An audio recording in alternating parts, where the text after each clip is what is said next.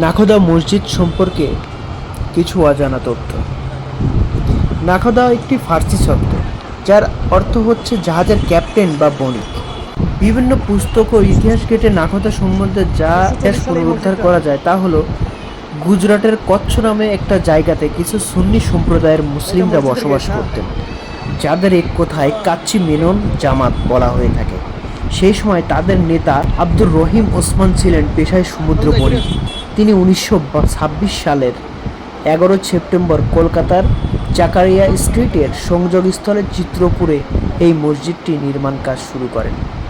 আব্দুর রহিম ওসমান তার উপার্জিত টাকা দিয়ে এই মসজিদটি নির্মাণ শুরু করেন। তৎকালীন সময়ে 15 লক্ষ টাকা নির্মাণ খরচ বহন করেছিলেন, যার বর্তমান মূল্য কয়েকশো কোটি রুপিরও বেশি।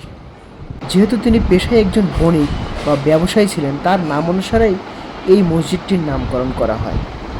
পশ্চিম বাংলার সর্ববৃহৎ এই মসজিদের 25টি ছোট মিনার রয়েছে, যার উচ্চতা 100 ফুট।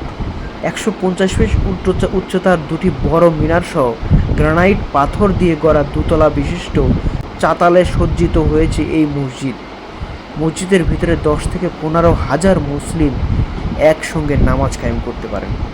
অপরদিকে চাতালগুলিতে ঈদের দিন বা অন্য বিশেষ দিনে জনসমাগমে মুসল্লিদের সংখ্যা লাখের উপরে ছাড়িয়ে যায়।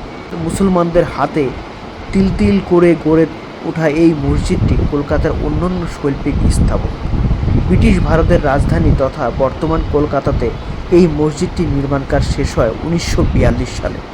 শ্বেত পাথরে মোড়া এই মসজিদটির ভেতরের অংশ তাজমহলের কথা মনে করিয়ে দেয়, এমনটাই মন্তব্য করেছেন অনেক ভ্রমণকারীরা বা পর্যটকরা।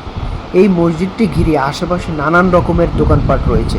এই দোকানগুলোতে এমন কিছু পাওয়া যায় যেগুলো পৃথিবীর অন্য কোথাও পাওয়া যায় না। তাই আপনারাও আসবেন এই মসজিদটি দেখার জন্য। ধন্যবাদ।